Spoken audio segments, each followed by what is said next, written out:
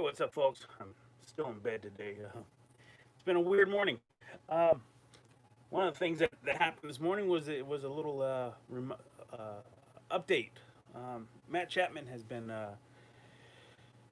out for the last few days with a hip injury, and then he went and got a second opinion, and I guess he's going to need some surgery to repair whatever's wrong. They've didn't give specifics, but it's a hip injury, um, and the timetable for recovery is about 4 to 8 months. So he's out for this season. He won't be available for the playoffs. And he could be out on the long end of recovery until maybe May or June of next year.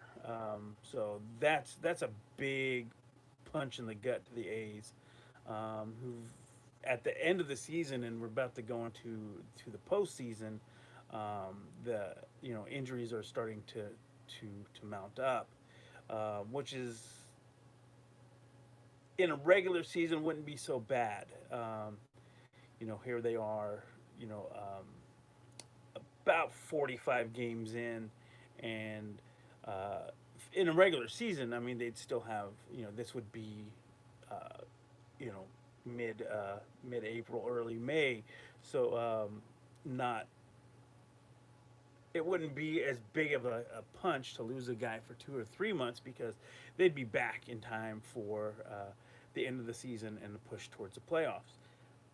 That's not going to happen.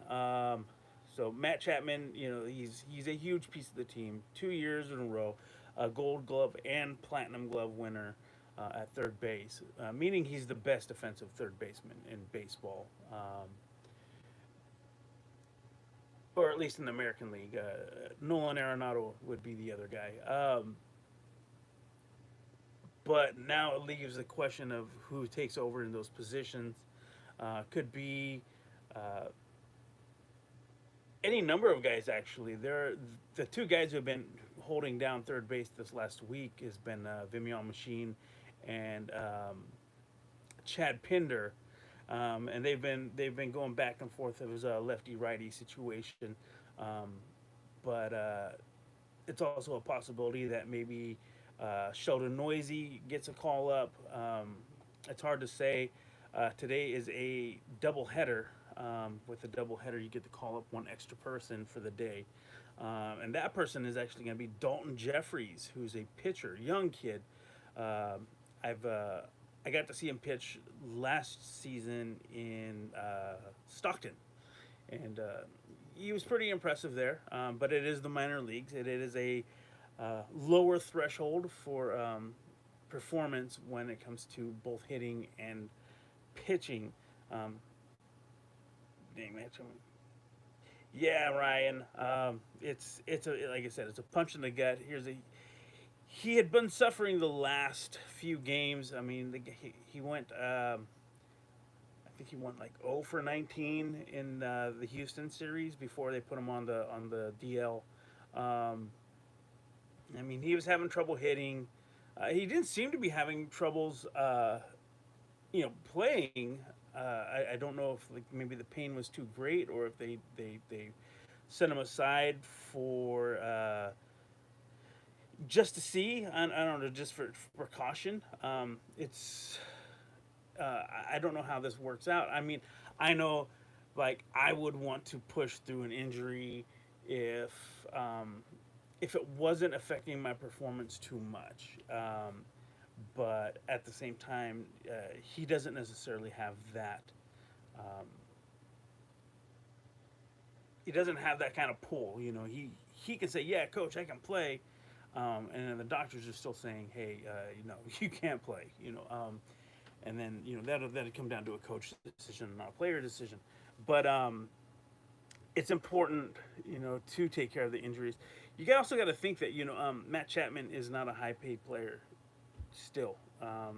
He's making basically major league minimum wage, a few $100,000, which is for most of us we're going, oh my god, that's not much, but he's not a Mike Trout guy, who can sit back on the millions and millions of dollars that he's earned over the years, and take a day off.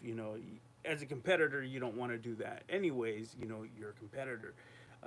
You want to go out there and prove you can do this, and do it at a high level, and that you're the best. And there's that mindset that you have, that doesn't really allow you to take days off.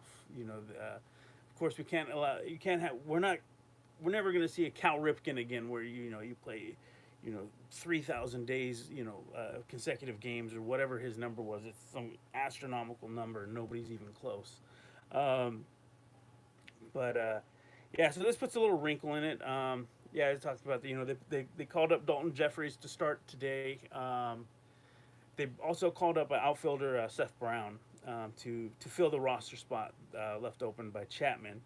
Um, and then they also shut down AJ Puck.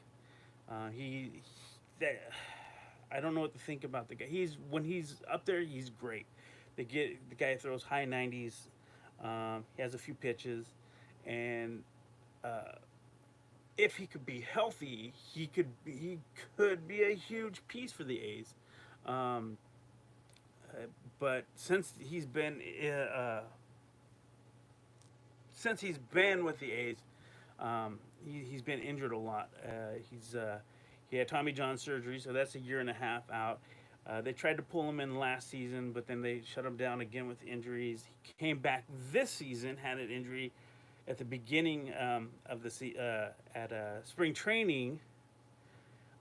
Recovered from it, came back at the beginning of this shortened season, um, injured again.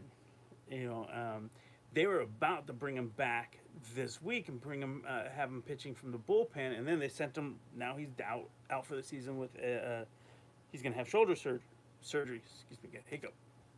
So, boy, that's every time you think you're up, you're down. Luckily, Marcus Semien just came back from an injury. He had a side strain. I can't remember, the oblique strain, something like that, which kept him out for a few games. But uh, it wasn't like a huge hit. You know, he, nobody's got a power bat right now. Nobody. Like the best addition that the A's could have made right now is Tommy Lestella. Here's a guy. He's been in the leadoff spot for a good reason. The guy gets on base, but he's also been a really uh, consistent hitter. You know, you wouldn't really think about it from his average, which is around 270, which is pretty good. Um, but the guy is on base all the time. And he's been with the A's need. The A's leave a lot of guys on base, grinding out at bats and finding a way to either reach on a walk or something. Getting on base has never been a weak point for the A's. This is the Billy Ball stuff, or not Billy Ball, but Moneyball stuff. Where it's on base percentage, that sort of thing. But then you leave the guys stranded. You need a guy who's going to come in and uh, play like a cleanup guy, or at least advance the runner. And Lestella has been that guy the whole. He came in and he's been wrecking house. He's been super consistent. I'd actually like to see his average right now since he's been with the A's and have that calculated. But I would suspect it's pretty high. Um, but yeah, he's been with the A's if needed. But nobody's hitting over 300. Most guys are hitting around the 250 to 225 in that little window there. And then you got guys like Olson who just cracked 200. Even though he's got like 13 home runs, he hits for power. He's not hitting for average. But that's kind of the A's way is just hit for power. Better to go over the fence and bring them all in than to get stranded on a base, I suppose. Um, it's not a great way to play. I think taking some of the power bats out, not having a really like even that in the DH spot, Chris Davis has been really bad this year.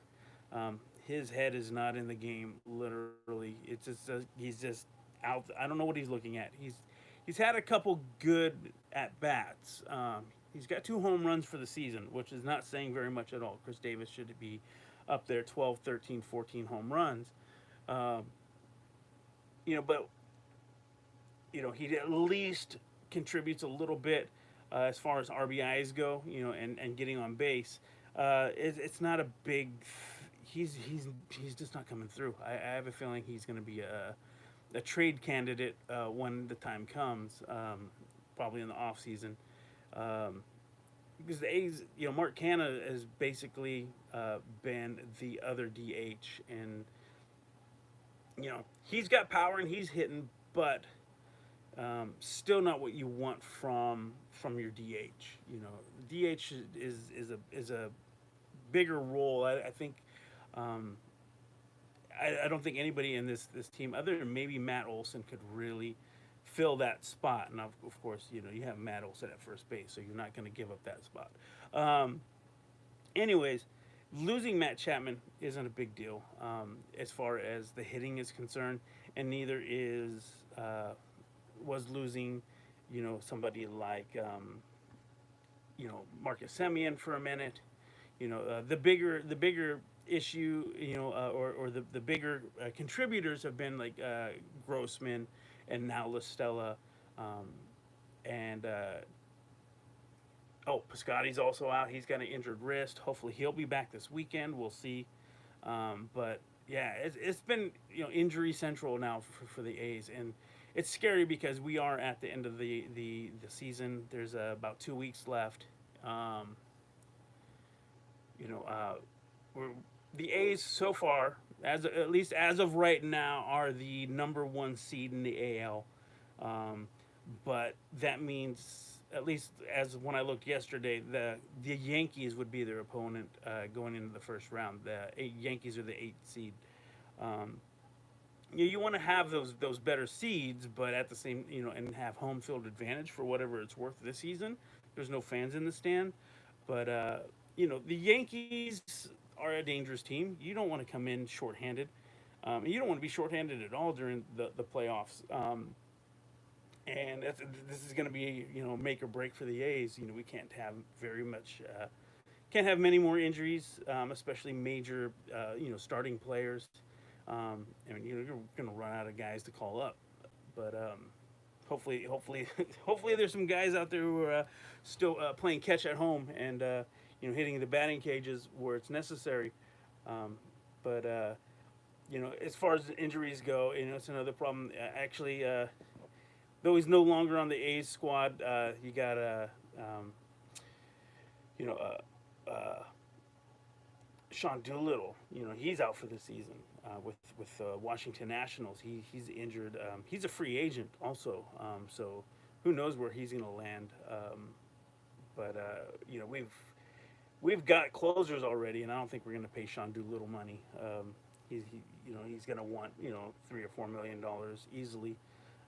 Come the free agency, and teams are going to want to pay it.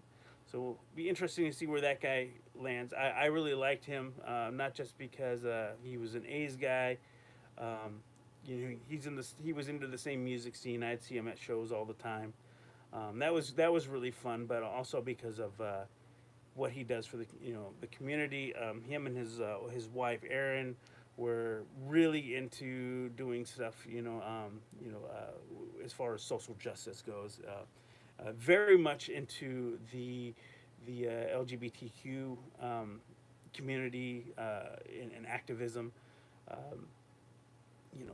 So a lot of like the Pride Days and stuff. When he was here, he was a driving force behind that.